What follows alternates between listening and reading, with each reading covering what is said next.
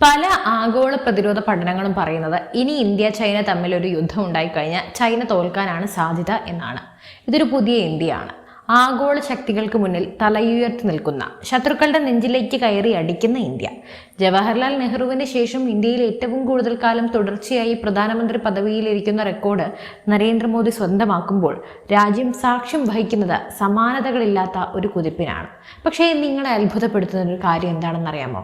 ആഗോളതലത്തിലെ ഈ വമ്പൻ വിജയങ്ങളോ അന്താരാഷ്ട്ര നയതന്ത്രങ്ങളോ നോക്കിയല്ല ഉത്തരേന്ത്യയിലെ കോടിക്കണക്കിന് ജനങ്ങൾ ഈ ഭരണത്തെ നെഞ്ചിലേറ്റുന്നത്. BBC ലേഖിക UPയിലെ ഒരു ഉൾഗ്രാമത്തിലെ ദരിദ്രരായ സ്ത്രീകളോട് നിങ്ങൾ ആർക്ക് വോട്ട് ചെയ്യുമെന്ന് ചോദിച്ചപ്പോൾ അന്താരാഷ്ട്ര പ്രശ്നങ്ങളൊന്നും അറിയാത്ത ആ ഗ്രാമീണ സ്ത്രീകൾ പറഞ്ഞ മറുപടിയിലുണ്ട് ഇന്ത്യയുടെ യഥാർത്ഥ രാഷ്ട്രീയ ചിത്രം. എന്തായിരുന്നു ആ മറുപടി? ഇന്ത്യയെ മാറ്റിമറിച്ച രഹസ്യ ഫോർമുല എന്താണ്? നമുക്ക് നോക്കാം. നമ്മൾ മലയാളികൾക്ക് ഒരുപക്ഷെ ചിന്തിക്കാൻ പോലും കഴിയാത്ത ചില യാഥാർത്ഥ്യങ്ങൾ ഉത്തരേന്ത്യൻ ഗ്രാമങ്ങളിൽ ഉണ്ടായിരുന്നു. ഒരു വീട്ടിൽ ഒന്നിലധികം ആധുനിക ശുചിമുറികളുള്ള കേരളത്തിലിരുന്ന് നമുക്ക് ഉത്തരേന്ത്യയിലെ വോട്ട് ബാങ്കിനെ മനസ്സിലാക്കാൻ സാധിക്കില്ല. പുലർച്ചെ വെളിക്കിറങ്ങാൻ പറമ്പുകളെ ആശ്രയിച്ചിരുന്ന, അതിന്റെ പേരിൽ മാത്രം ക്രൂരമായ ബലാത്സംഗങ്ങൾക്കും ആക്രമണങ്ങൾക്കും ഇരയായിരുന്ന ലക്ഷക്കണക്കിന് സ്ത്രീകളുടെ ഒരു വലിയ കൂട്ടം പണ്ട് ബീഹാറിലും UPയിലും ബംഗാളിലും ഉണ്ടായിരുന്നു. അവിടെയാണ് നരേന്ദ്രമോദി സർക്കാർ സ്വച്ഛ് ഭാരത് മിഷൻ എന്ന പദ്ധതിയുമായി ഇറങ്ങുന്നത്. വെറും ഒരു പരസ്യപ്രചാരണം അല്ലത്. രാജ്യത്താകെ നിർമ്മിച്ചു നൽകിയത് 12 കോടിയിലധികം ഗാർഹിക ശുചിമുറികളാണ്. കൃത്യമായി പറഞ്ഞാൽ സ്വച്ഛ് ഭാരത് മിഷൻ ഗ്രാമീൺ വഴി ഏകദേശം 11.77 കോടിയിലധികം ശുചിമുറികൾ നിർമ്മിച്ചു. ഈ പദ്ധതി ആരംഭിക്കുമ്പോൾ രാജ്യത്തെ ഗ്രാമീണ ശുചിത്വ പരിരക്ഷ വെറും 39% ഇന്ന് 100% ഉയർത്താൻ സാധിച്ചു. 2019 ഒക്ടോബറോടെ തന്നെ ഇന്ത്യയിലെ മുഴുവൻ ഗ്രാമങ്ങളും നഗരങ്ങളും തുറസായ സ്ഥലങ്ങളിലെ മലമൂത്ര വിസർജന വിമുക്തമായി പ്രഖ്യാപിക്കപ്പെട്ടിരുന്നു.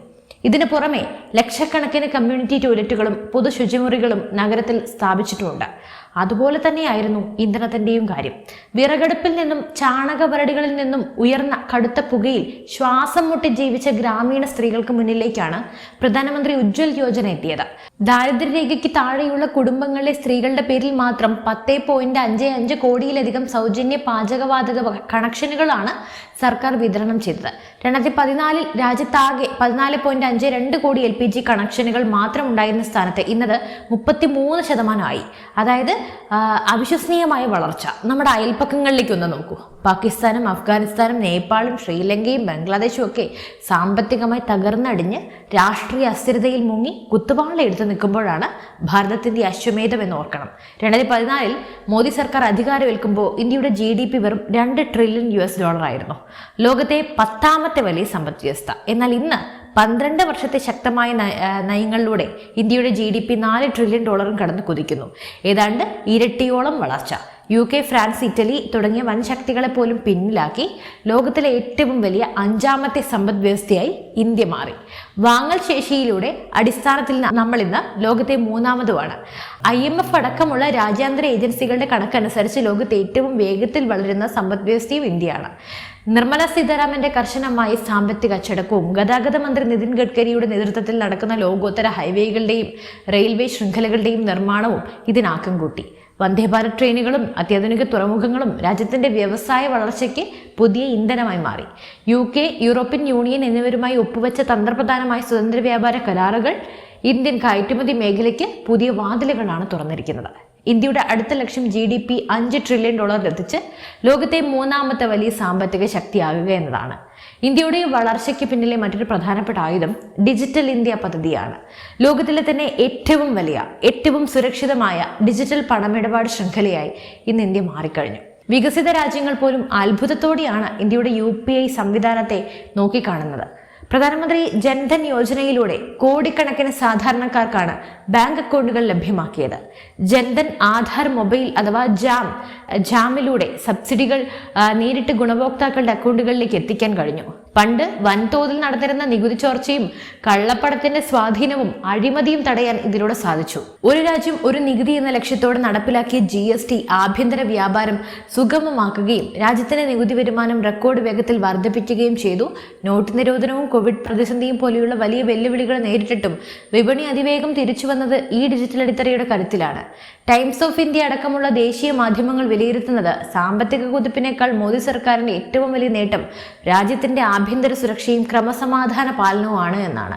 മുൻ UPA സർക്കാരിന്റെ കാലത്ത് മുംബൈ, ഡൽഹി, അഹമ്മദാബാദ് തുടങ്ങിയ നഗരങ്ങളിലെല്ലാം നിരന്തരം ബോംബ് സ്ഫോടനങ്ങൾ നടന്നിരുന്നു.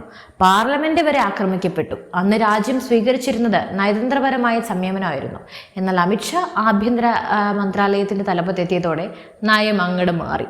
ഭീകരവാദത്തോട് സീറോ ടോളറൻസ് എന്ന കടുത്ത നിലപാടാണ് രാജ്യം സ്വീകരിച്ചത്. NIA പോലെയുള്ള ഏജൻസികൾക്ക് ശക്തമായ അധികാരം നൽകി ഭീകരവാദികൾക്കുള്ള സാമ്പത്തിക സ്രോതസ്സുകൾ പൂർണ്ണമായും മരവിപ്പിച്ചു.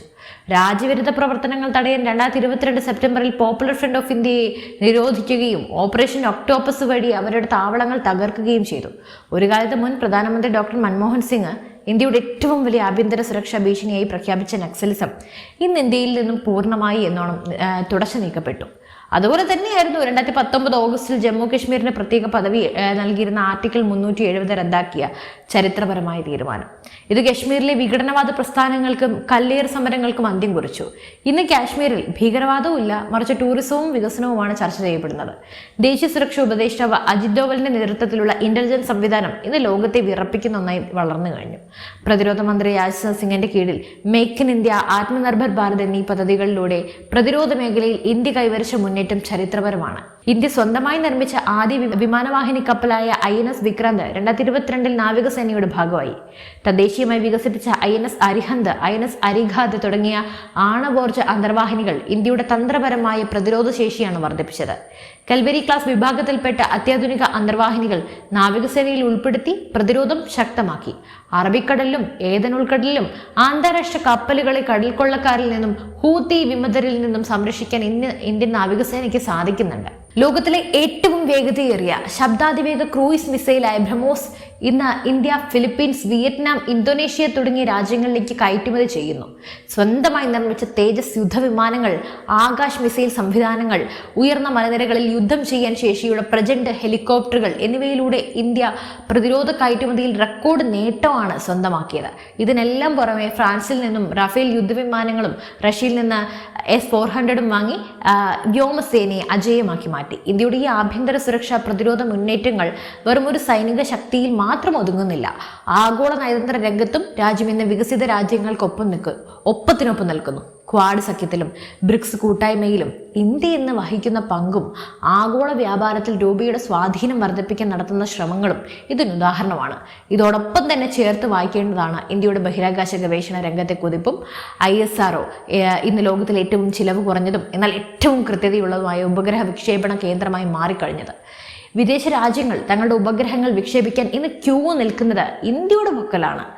OneWeb ഉപഗ്രഹങ്ങൾ ഉൾപ്പെടെ നൂറുകണക്കിന് വിദേശ ഉപഗ്രഹങ്ങളാണ് ഇന്ത്യ വിജയമായി ഭ്രമണപഥത്തിലെത്തിച്ചത്. ബഹിരാകാശ പ്രതിരോധ രംഗത്തും ആന്റി സാറ്റലൈറ്റ് മിസൈൽ വിജയമായി പരീക്ഷിച്ച് ഇന്ത്യ തങ്ങളുടെ കരുത്ത് തെളിയിച്ചു കഴിഞ്ഞു. സാങ്കേതിക വിദ്യയുടെയും പ്രതിരോധത്തിന്റെയും ഈ സമന്വയമാണ് ആഗോളതലത്തിൽ ഇന്ത്യയുടെ വിലപേശൽ ശേഷി വർദ്ധിപ്പിച്ചത്. ഇനി ഒരു രാജ്യം ഒരു തിരഞ്ഞെടുപ്പ് എന്ന വിപ്ലവകരമായ ആശയത്തിലേക്ക് കൂടി നമ്മുടെ രാജ്യം നീങ്ങുമ്പോൾ രാഷ്ട്രീയ സ്ഥിരതയും വികസന തുടർച്ചയും ഉറപ്പാക്കാൻ സാധിക്കുമെന്നത് ഒരു ഉറപ്പാണ്. വിലയിരുത്തപ്പെടുന്നത് അതിൽ യാതൊരു തെറ്റുമില്ല. എതിരാളികളില്ലാത്ത ശക്തമായ ഒരു നമോ ഭരണകാലത്തിലേക്കാണ് ഇനി രാജ്യം പോകുന്നത്. ഒരു വശത്ത് വൻകിട വിമാനവാഹിനി കപ്പലുകളും അതിർത്തി കടന്നുള്ള സ്ട്രൈക്കുകളും ലോകത്തെ 5ാമത്തെ സാമ്പത്തിക ശക്തി എന്ന പദവിയും, മറുവശത്ത് സാധാരണക്കാരൻ്റെ അടുക്കളയിലെ ഗ്യാസ് സിലിണ്ടറും വീടുകളിലെ ശുചിമുറികളും ഈ രണ്ട് തീരങ്ങളെയും കൃത്യമായി കൂട്ടിയിണക്കാൻ കഴിഞ്ഞു എന്നതാണ് നരേന്ദ്രമോദി എന്ന നേതാവിൻ്റെ ഏറ്റവും വലിയ വിജയം. ചുരുക്കി പറഞ്ഞാൽ ഈ ഇന്ത്യ കണ്ട ഏറ്റവും കാലം പ്രധാനമന്ത്രി കസേരയിൽ ഇരുന്ന വ്യക്തി എന്നതിലുപരി ഏറ്റവും പ്രിയപ്പെട്ട പ്രധാനമന്ത്രിയും ഈ നരേന്ദ്രമോദി തന്നെയാണ്. അക്കാര്യത്തിൽ നിങ്ങൾക്ക് എന്തെങ്കിലും സംശയമുണ്ടോ? എന്തായാലും നിങ്ങളുടെ അഭിപ്രായങ്ങൾ താഴെ കുറിക്കും. മറ്റു വിഷയമായി വീണ്ടും കാണാം. നന്ദി. News desk IBN Malayalam.